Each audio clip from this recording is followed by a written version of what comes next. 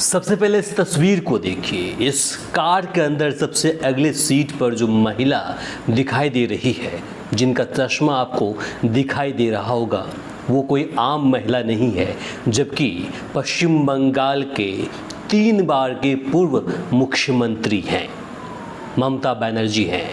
उन पर आज स्टोन पेल्टिंग हुई है, यानी कि जो पत्थर है वो फेंके गए हैं। पत्थर ही नहीं, ममता बनर्जी कहती हैं कि मेरे ऊपर आज जानलेवा हमला हुआ है। अगर गाड़ी के शीशे ऊपर नहीं होते, चढ़ाए हुए नहीं होते, तो आज मेरे साथ जो बाकी 2 अन्य एमपी हैं, बाकी अन्य जो लोग हैं उस गाड़ी के अंदर बैठे हुए थे, सभी की जान चली जाती।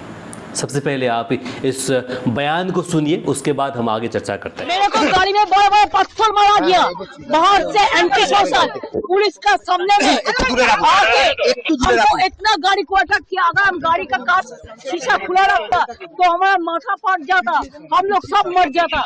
ऐसा पुलिस का सामने में हुआ, हम कभी ऐसा हमला नहीं देखा। क्या कर रहे? इस घटना के बाद टीएमसी सांसद महुआ मोइत्रा ने अपने एक्स हैंडल पर पोस्ट किया है। और पोस्ट क्या किया जरा सुनिएगा।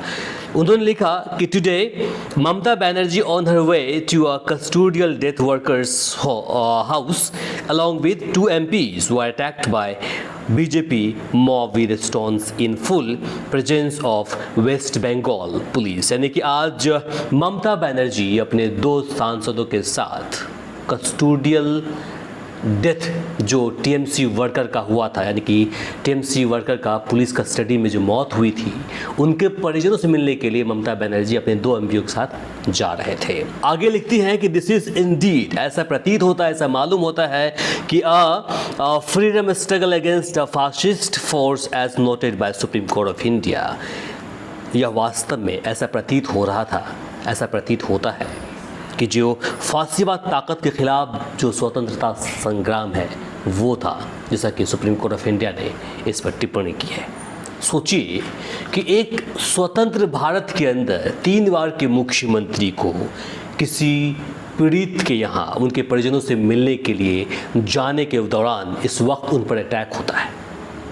आपने देखा किस तरह से जब से वेस्ट बंगाल में विधानसभा चुनाव का परिणाम घोषित हुआ है, तब से लेकर आज तक किस प्रकार से जो बीजेपी कार्यकर्ता है एलिजली, जैसे कि आप टीएमसी का जो नेता है वो आरोप लगाते हैं कि किस तरह से वे चुन चुन कर टीएमसी कार्यकर्ता पर अटैक कर रहे हैं। आए दिनों आपने वीडियो देखा किस तरह से कभी पुलिस जो टीएमसी कार्यकर्ता या फिर नेता हुआ करते थे या फिर हैं भी, उनको नंगे पैर पैरेड करा रही थी। आम जो वर्कर्स बीजेपी के थे सभी उस पर स्टोन पेल्टिंग कर रहे थे, अंडे फेंक रहे थे।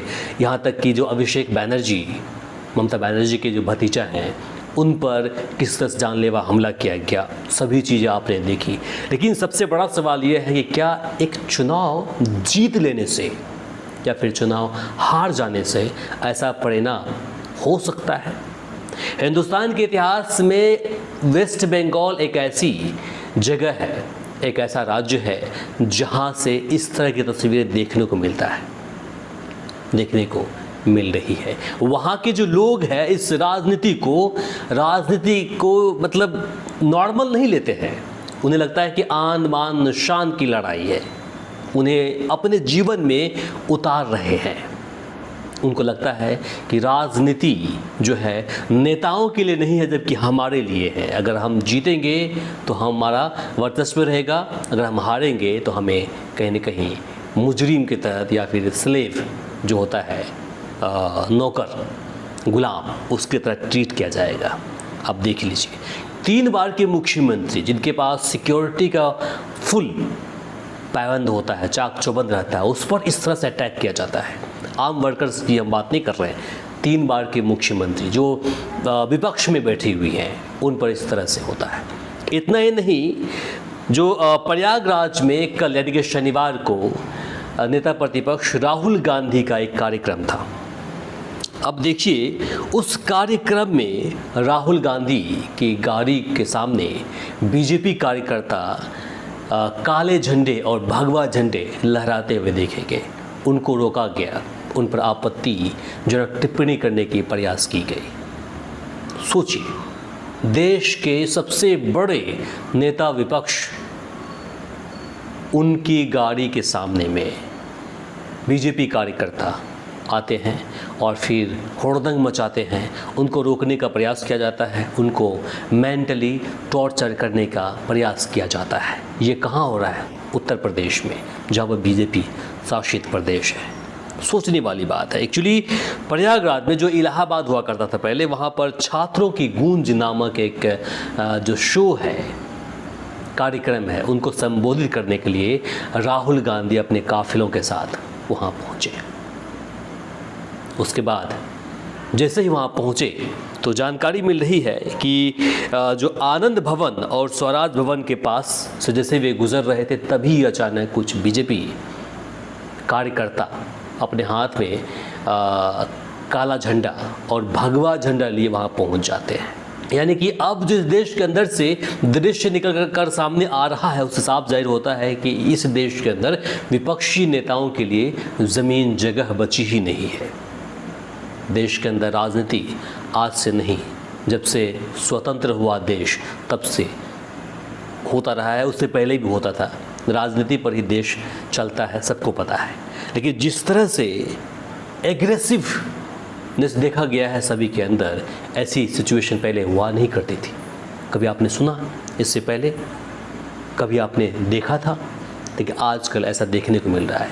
एक नेता विपक्ष को, एक पूर्व मुख्यमंत्री को पीड़ित जो फैमिली है उनसे मिलने जाने से रोका जा रहा है।